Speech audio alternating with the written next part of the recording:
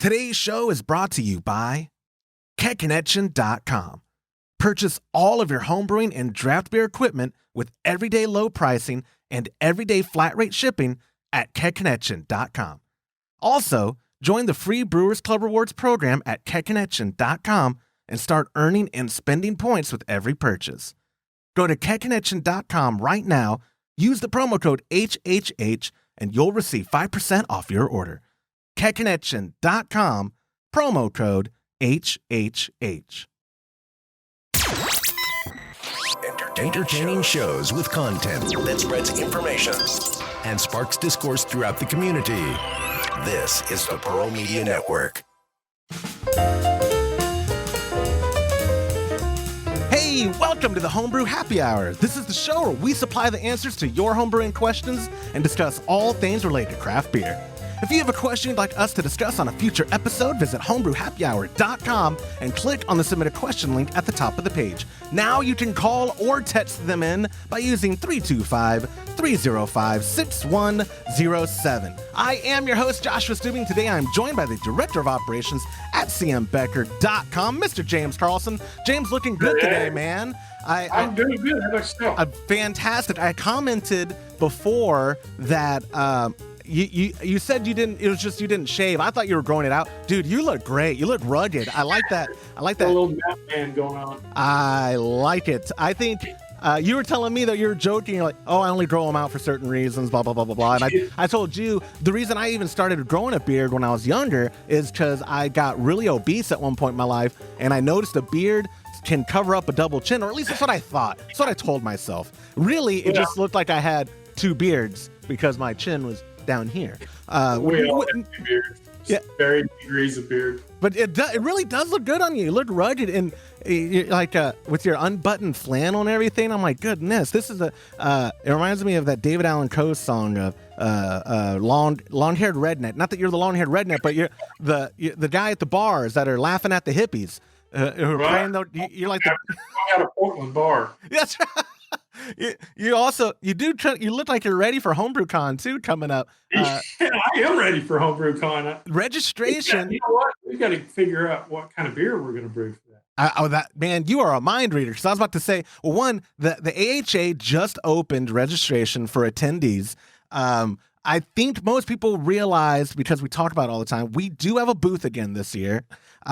We are actually going to be in the same spot. It's going to be CMBecker.com. It's going to be homebrewsupply.com, and the three part of our booth island. We'll have a shared spot with our friends at Brewers Friend.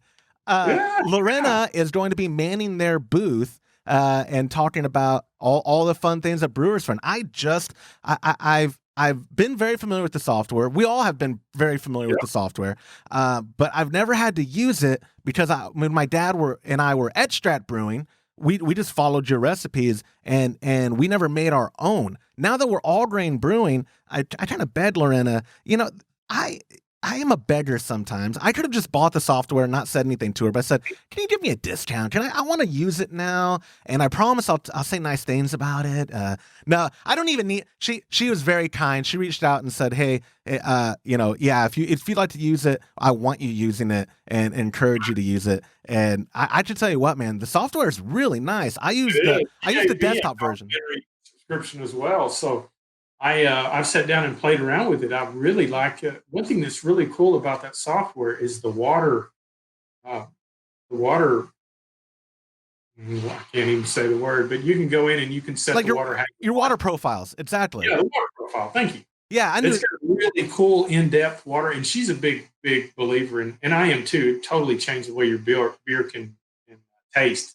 You can brighten the flavors up in your beer if you have your water profile set up right, and that software has a fantastic setup for that.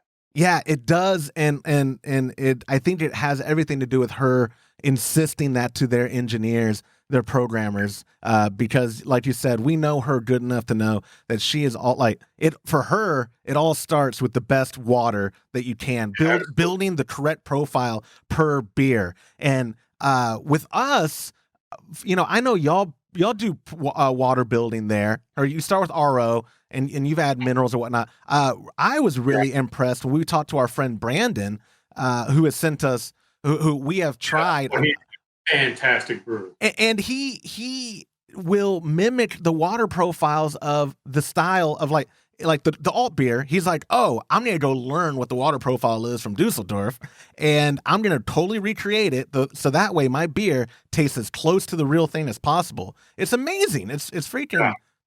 It's not just throwing some calcium carbonate and gypsum in some RO water and saying, I just did the water for my beer. You saw his chart, right? I did. It is crazy how in depth he goes. Yeah. And it shines through in his beer.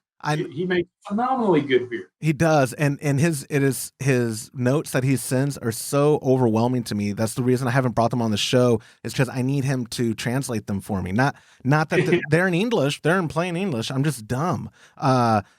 He and a lot of our audience have thoroughly impressed me with the lengths they go to make their beer the best that they can.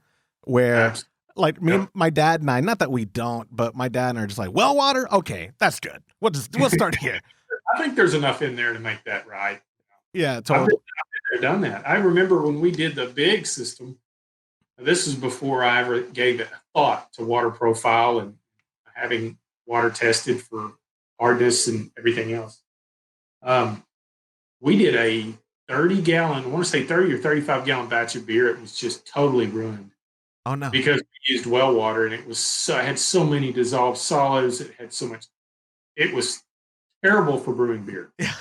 We threw away $200 in fermentables to find that out. So always learn the hard way, and I never forget it. So we finally did go to test it, and when we had it tested, we went through a company that just specialized in water profiles for beer brewing, and that guy was like, "Dude, you shouldn't be using this to wash your equipment."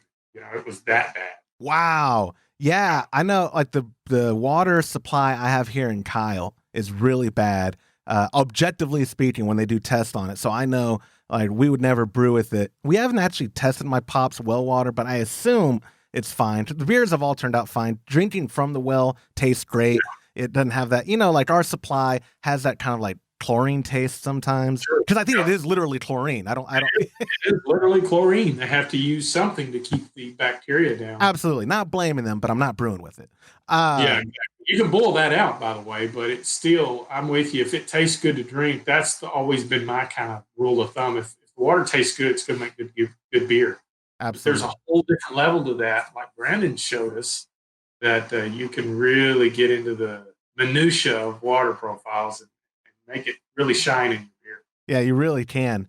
Also on the docket I have for small talk, we like I was thanking everyone for the love and support of Todd and Liz. I've been forwarding all the messages to them, and we are very grateful and appreciative of that. Myself as well. This episode, now I don't like to usually have to explain myself, because I like to throw other people under the bus, like, oh, the episode was late because Todd couldn't figure out technology, or everyone canceled on me, or blah blah blah. This week, shortly after my family and I got back, unfortunately, my middle child had what we believe was her first seizure ever, and turns out this whole week, my wife and I, we've been spent in and out of hospital visits and neurology visits to determine that my middle child actually has epilepsy. We go from not making light of anything. I just can't take anything serious, but it's just crazy how different everything is from just 10 days ago. You know what I mean? Like, it goes from like it's been a hell of a 10 days. 2019 has been a bully, man. It's been a bully, and I like to keep things in perspective, though. You'll never see like positive memes ever come across my social media unless I'm making fun of them. But I'm seeing some of those. I love them, by the way. What you did yesterday, I literally was rolling. I wasn't rolling on the floor, but I was pretty damn close. That was the funniest thing. I have to do that. I blame my grandfather. May he rest in peace. My dad's dad is where I get my terrible sense of humor. But I keep things in perspective. When they came back with the CT scan and said, we're very sure she doesn't have a brain tumor, I was like, okay, that was my worst case scenario. Sure, Now, yeah. I love my wife to death, and I don't fault her for the emotions she feels. She's still a little broken, just at the reality of how much this is going to change our child's life. But I told her, I said, again, trying to be as positive as possible. Millions of people live with epilepsy. She is young. We can get this hopefully managed through medication, start cleaning up our diet. This might convince my middle child to stop drinking and smoking. We'll see. This might be this, Funny, dude. it might be the catalyst. We'll see. No, but she is an overall fairly healthy child, and I'm very fortunate. But we do have a crap ton of listeners who follow me, and they saw my post on my personal stuff, and I want to thank you guys all. I got my inbox was just flooded with support. Going through this is what made me realize that a lot of people actually are affected by epilepsy somehow, where, oh, my brother has it, or I have a cousin who has it, or my friend's this or that. And the amount of advice and support and offering of just words of encouragement, I really do appreciate. And don't let my smart ass memes fool you into thinking I don't appreciate you guys and sending me stuff. If anything, send me more smart ass memes and Alex Jones videos. But that's a whole different. That's one right there. That was hilarious. Also, I did want to changing the subject to something more show related. When I was up there recently, James, got to try your wheat beer that you brewed and your ESB. Now, as you always do, you were kind of you prefaced the ESB. Oh, it's not as good. It's too much hops. This or this. It was freaking amazing. It was an just superb beer. And the wheat beer, I think we have discussed on the show how I don't know if any of us would choose a wheat beer any given night. You nailed it though, man. So give me. Well, to be fair, that's all I used to brew for many years was wheat beers. I didn't know that. To get burnt out on it. It was one of the first mini mash extract kits I did. And it was the first really delicious, successful batch of beer I had. And that's what hooked me on to brewing beer. Because I was real close. I'm sure a lot of people out there listening can sympathize. You get a bad batch of beer and you spend all that time and money and energy and you just think, I'll just go to the store and buy it. I didn't give up, and I did a Texas wheat. I got it at a homebrew store in Fort Worth. And it had a little steeping grains, which I thought was cool. I'm all about the mechanics of brewing beer. And I remember having it, kegging it, carbing it. My next door neighbor, Bill, come over, and I said, try this and tell me what you think. And I drafted him a little pint glass, and he's like, damn, that's good. I said, I brewed it. And he goes, you brewed it? I'm like, yeah, I brewed it. And that's a killer rush when somebody likes something you did. Oh, shoot, yeah. That's like my marriage. When I am convinced that she's attracted to me, I'm like, oh my God, this is crazy. But you're right. That's what's, I think, driving my pop to want to brew as much as we have been. And to get another brew day going quick is because he'll take his beer. Like they host a lot. The family will come over and they'll compliment it. But my dad plays a lot of poker. I think he's addicted to gambling, but that's a whole other show. He plays poker recreationally, and he'll take a growler. And my dad's both my parents are very selfless, and he loves to share everything. So he'll take a growler and he'll ask someone, hey, do you like whatever the style is that he has? And he goes, oh, you got to try this. And so he is very much looking forward. We just kegged that IPA recipe, and I haven't tried it yet since it's been carved. Pre-carb, it was good, man. For my dad loved it. That's what really matters to me. But it was good. It wasn't a punch you in the face, super hoppy, but it had that the weather yesterday here in Austin was like in the 80s, and I was like, you know what, this would have, it was, today it's in like the 40s, but yesterday it was in the 80s, and I was like, this would have, in beautiful sunny weather, I was like, this would have been great to pour a beer. But when, yesterday is when we got all the news and all the conclusive stuff, and I didn't want to look like that alcoholic that was like, my wife's crying next to me. I'm like, I'm going to go pour a beer. So I didn't tap into it, but it is the encouragement we've received from family, friends, and like I said, my dad's poker buddies. That's like, he's like, man, I want to brew again. Let's brew a Kolsch because everyone loves a Kolsch, right? I was like, yes, Dad. Yeah. I'm totally looking forward to it. But yeah, your wheat beer, now correct me if I'm wrong, is that the next true to style, or was there something before that? We've got that on tap. In fact, that's probably going to be the next true to style Bavarian Weiss beer. Yeah. It was what we figured out on that. If you remember, I did a 15-gallon batch with 3 5-gallon fermenters and used different yeast to try to get an idea of which one the best. And did I tell you about my mistake on that? Oh, no, I haven't heard it yet. Okay, so that day I was doing 15 gallons of wheat beer. And I was also had the Pico brew machine fired up. It was doing a beer de garde, French beer. And I was kegging the ESB. So a lot of stuff going on. Busy day. I have these, which these are glasses.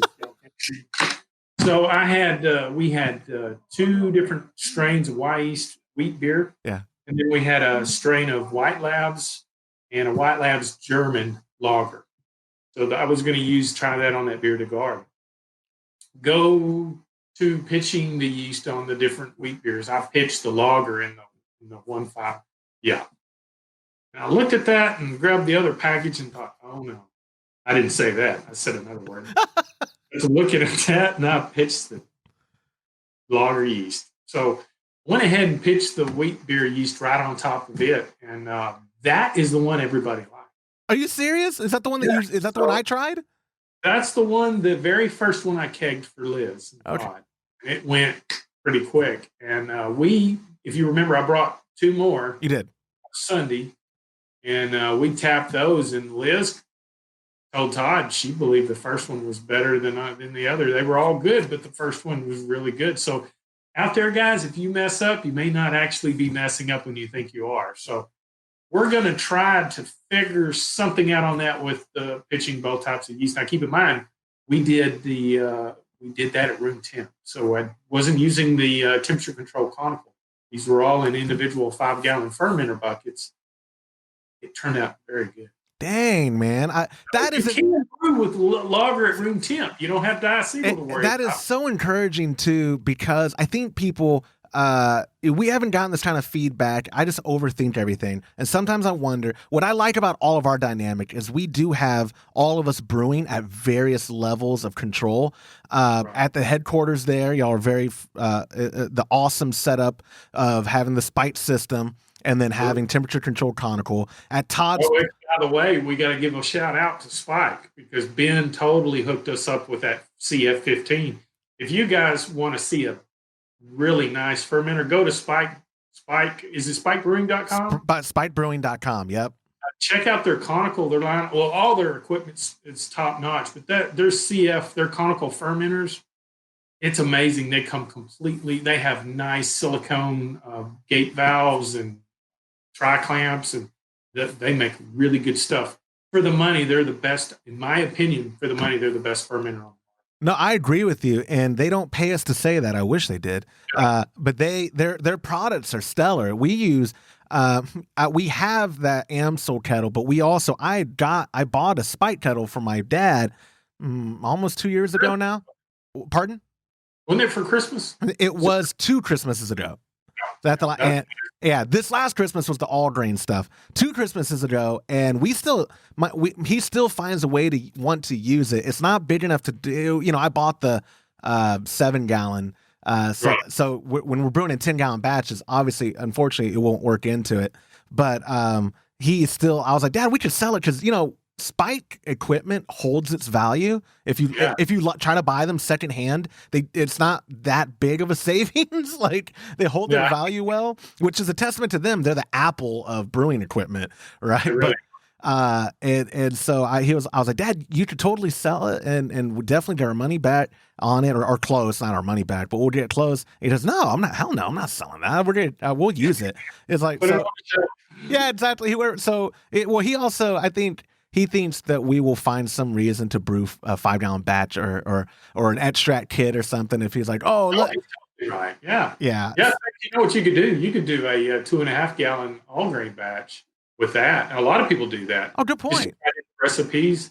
I've done it in the past. We've got plenty of 2.5-gallon kegs over here. So. Yeah. Good point. We could totally do that. Absolutely. Man, with all that said, I do have questions for us for today's show. So I'm gonna segue us into there so that we have time to answer both of these. The first question comes from Brett, who used the homebrew.happyhour.com submission form, saying, "Hey guys, love the show. I've been binge listening to it for the past 2 months, and I'm almost caught up. I have a question about increasing my brewing frequency. I'm currently an extract brewer, and I have the equipment to brew 5-gallon batches. My first ever brew day was 3 weeks ago. I have 1 more week of bottle conditioning before I can enjoy the fruits of my labor." James, I don't know if you saw the question because I copy and paste him. I love that he asterisked out the rest of the word bottle. That's where I thought you were going. And at first I thought, well, let's see, is he covering up a dirty word? And I thought, oh, I get the joke. Yeah, bottle is the dirty word. Oh, it's like Voldemort. One more.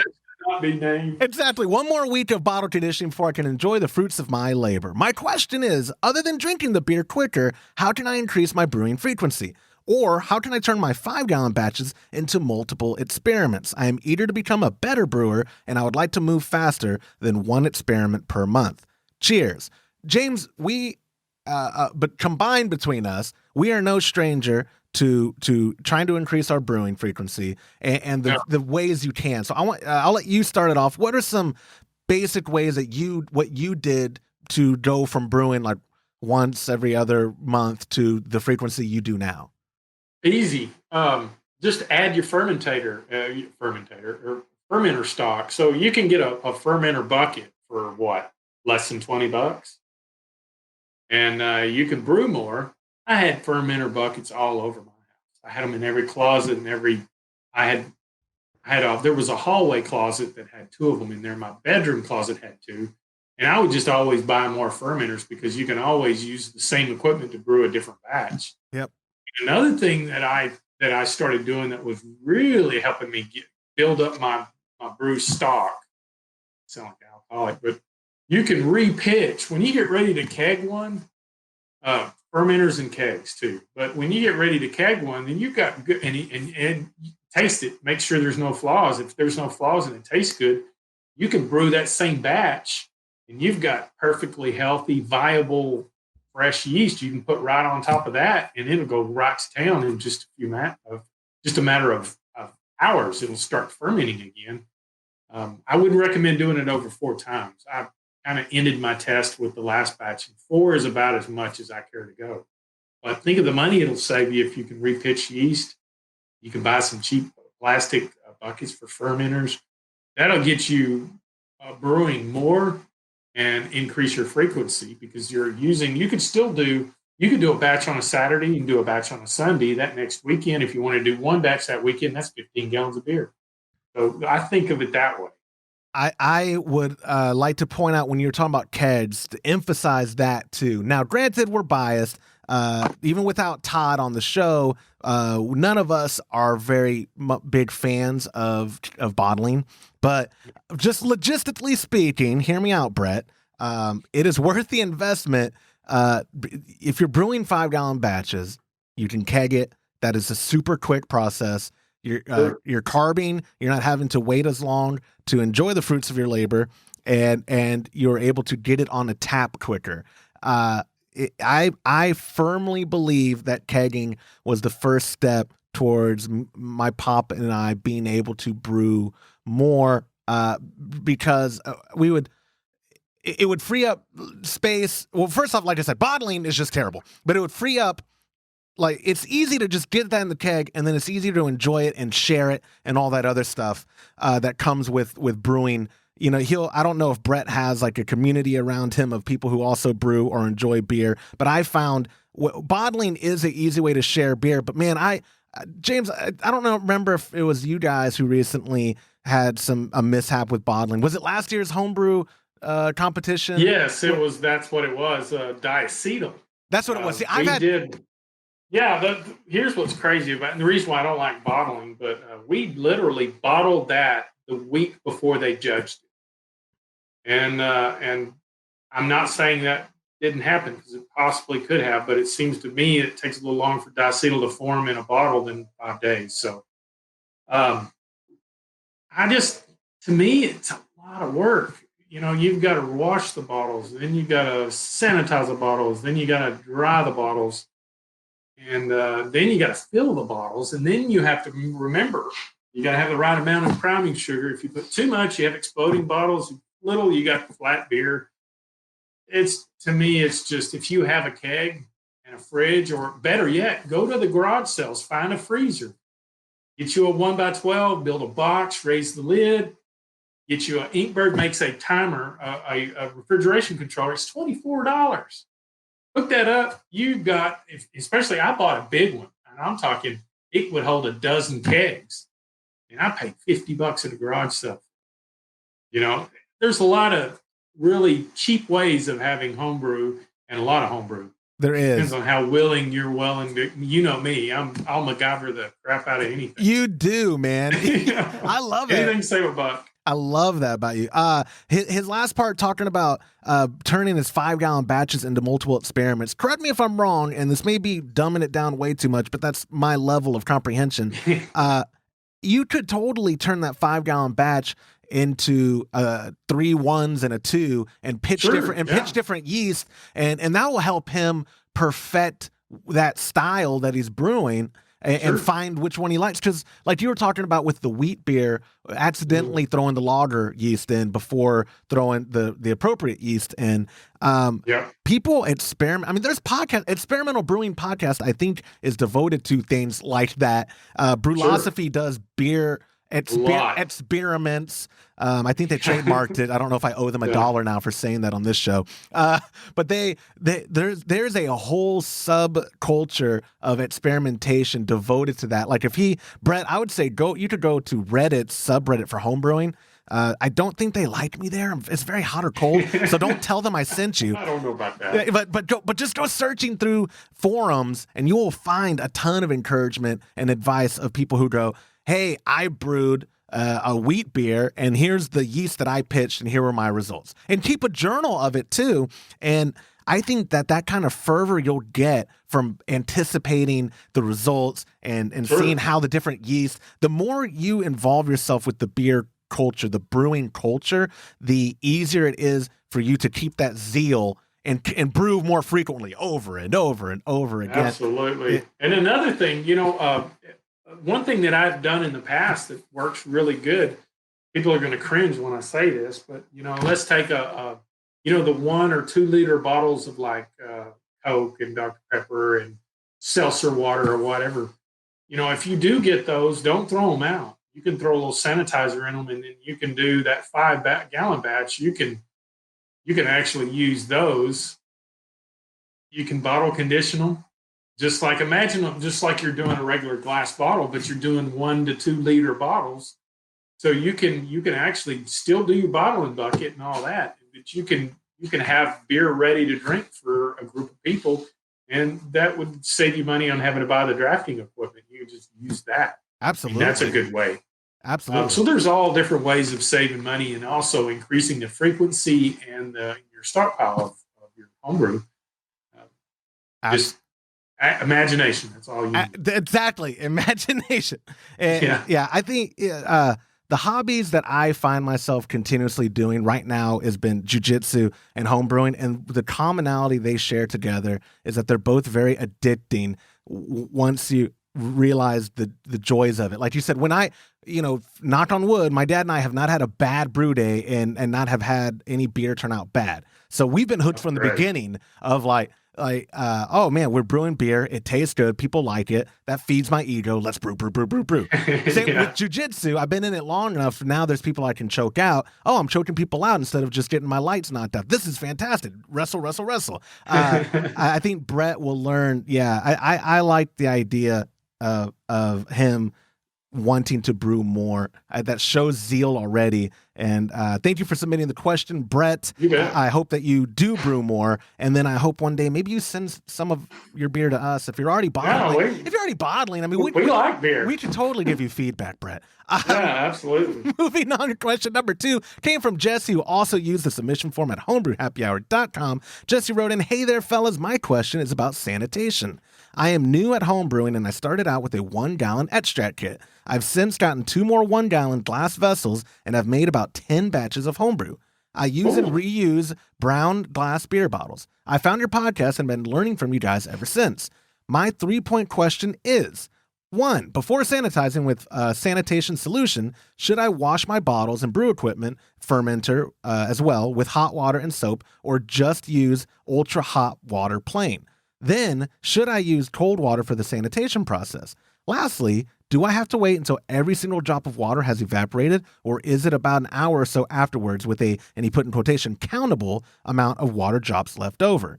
Thanks for the fun podcast. Thanks for not extract shaming, and thanks for taking my question. Then he also added, P.S. I'll step it up to 5-gallon batches and kegs someday, but for now, the 1-gallon batches allow me to experiment and learn while still being able to choke down bad beer batches. Your friend in the Appalachia, Virginia, Jesse. I doubt he's done.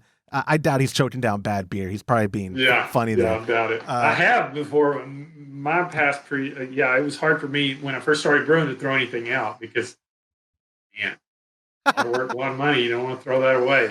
Ain't that the truth? We both share the characteristic of being frugal, my friend. I know what you mean. Would you say, James, sanitation, you are a stickler for sanitizing? I know you are very clean. Yes. Because you've, again, not to keep highlighting the failures of your brewing career, but you've experienced what not being careful with sanitation can do to a brew day. Oh yeah. Let's start there. We've gone over it before, but it's always nice because we have brand new listeners that don't go through our whole catalog. Can you just briefly explain why is it so important to have sanitation as part and a focal point of any given brew process? Well, the most important thing is yeast is biological. So it has to multiply, feed, and multiply. And there's other stuff out there that like to do the same thing. So if you leave anything in there for any bad bacteria to get in and multiply and take over I'm not going to say it's going to make you sick. That's always a possibility. But the worst thing is, to me, is it's just going to spoil the way the beer tastes. Nobody wants to throw away beer. So cleaning is very important. First step is you got to get all the foreign material off the inside of the fermentation vessel or anything that you're going to store beer in.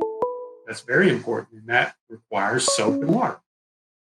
Once you do that, then the sanitizer kicks in. A lot of people might think that, well, I can do the same with just sanitizer, but no, you've got to scrub it clean because the sanitizer can't work if there's foreign particles embedded in the walls of the fermenter that you didn't get off. Sanitizer's not going to help. Right. That's the most important thing. And you do want to get as much liquid out of the bottles before you fill it. The best thing to do is just get you a bottle drying tree. That's the best thing to do because it's going to have the bottles at an angle to where you're going to get as much. It'll give you time for those bottles to drip dry.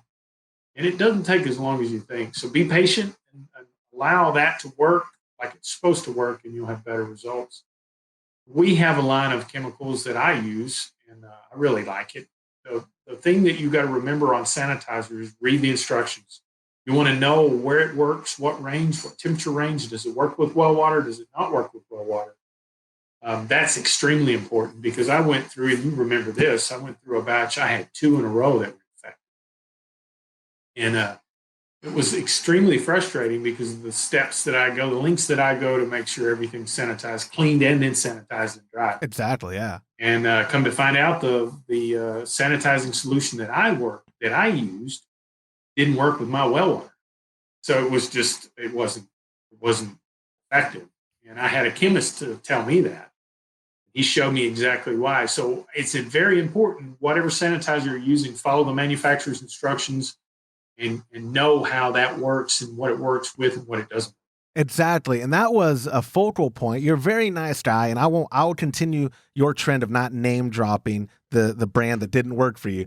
But I know that chemist, Rick, Rick. from Logic, because he's the guy behind the line that you carry, Sandstep, which again, you're more humble than Todd and I. When Todd has a solution that he sells, he's like, at kegconnection.com, go try. Yeah. And you're like, well, you're very nice. Yeah, Sandstep. I will say, Sandstep is what we use as well, and phenomenal. It really does work phenomenally. Yeah, it works great with well water too, and high pH water. Exactly. Exactly. It really does. And I was surprised how many people had hard water at the Homebrew Con last year that were like, oh, that's what I need. That's what I need to try. Now, some people, I'll preface this because it's not all a honeymoon. Sometimes it can punch you in the face when you first open up Sandstep. It's got a good smell to it. Yeah, it's an acid-based sanitizer, and a lot of people have commented about the pungent aroma that it puts out. But I can tell you, I've been brewing with this exclusively for 3 years, going on 3 years. Yeah, you were the first beta tester. Yeah. Yeah, and at first I was a little concerned too. I'll be honest with you, but I talked to Rick about it. He said, "Look, just try it. Just try it." It's been in the industry, I think, mainly based in the dairy side is where that was a commercial. It was a commercial sanitizer in the dairy business. I've never had a whiff of any of that in my beer. In fact, I had one beer, I got a silver medal, and then I used the Sandstep. So I have no problems with it, absolutely. That smell means it's working. And more importantly, though, you've never had an infection since switching. Never. That's the more important part to me, because I can get over a lot of things if the end result is what I need it to be. And infection, knock on wood again, my pop and I have never had one, but I've seen it enough there at headquarters, and I've heard enough horror stories to know it is a super discouraging thing to happen to you. With even. Granted, we're not fans of sours, but when I see people posting their photos of pellicles I just cringe. I'm like, no, get that off. Look at all that bread on the top of the wort. I'm like, that's what I say. I've had that happen, and it wasn't on purpose. Yeah, doing that on purpose. My gosh, that's what I say. Oh, yeah. With all that being said, he's asking also about his question is basically about rinsing, right? Like, sure, my pop has similar questions too, where I've always told him, like, we don't leave the sanitizer in there and then start pouring, as in like a big amount of it, even though it's diluted with the how you mix it, parts per million in the water and other scientific words that Rick would use. We don't also just let the thing dry completely before we start putting beer in there. Have we been doing it wrong? What is the appropriate thing to do? Well, there's a fine line there, I would say, because I've been guilty of it too, because inevitably I'll forget to purge the draw tube from the keg, and then whatever liquid's in that tube will end up down in that little divot in the center of the keg. Exactly. I think that if you get it drip dried as much as you possibly can, don't let it sit out there for a couple of hours, because then you can invite contaminants back in. Just use common sense. Yeah. You get as much of that out as you can. You got to remember, a bottle's a little small area. So if there's a little bit of liquid like you would get in a keg in a bottle, it's going to make a bigger difference than if it was in a 5-gallon keg. So if you use a drying tree and, you set those on the tree for 20 minutes or so, you should be fine. Yeah. And that is great. I don't even know.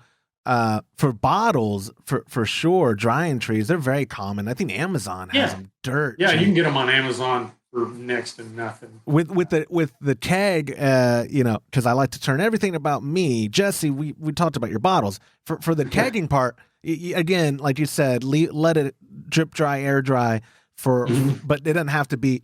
Like you said, there is a gray area that you live in, a fine line rather that you walk between letting it air dry and being safe, and leaving it too long and it just getting recontaminated because. Sure. And you just want to make sure. The cool thing about a keg, especially if you got a plastic handled one, is it's got its own lip. So if you've got it wide enough, we have a big sink in our brew room, and we just turn them upside down and let them purge the line. Now, the liquid line, make sure you get all the liquid out of that, and just flip it upside down. A few minutes is all it takes, and you're good to go. You can do the same thing with bottles on a bottle drying tree, and you'll be good to go. What I'm saying is, don't go anal about it and say, okay, with a microscope, and there's a drop in there. We can't use. Don't do that. Yeah. Just try to get as much as you can within a given amount of time. 20 minutes on a tree, you're fine. I need to get a drying tree for kegs. I know it'd be There massive. you go. my dad, yeah, my dad has the land for it though. We will make a giant. That would be considered probably the biggest waste of time. But hey, and also sanitize those arms on that drying tree. Oh, too. Thank you for saying that because you're absolutely right. Oh gosh, I want to say there was a thread in Reddit. This may have been a while ago now, but I did see the solution, the answer they all came to. A guy was like, "Man, my bottles. I know I'm sanitizing, blah blah blah blah blah."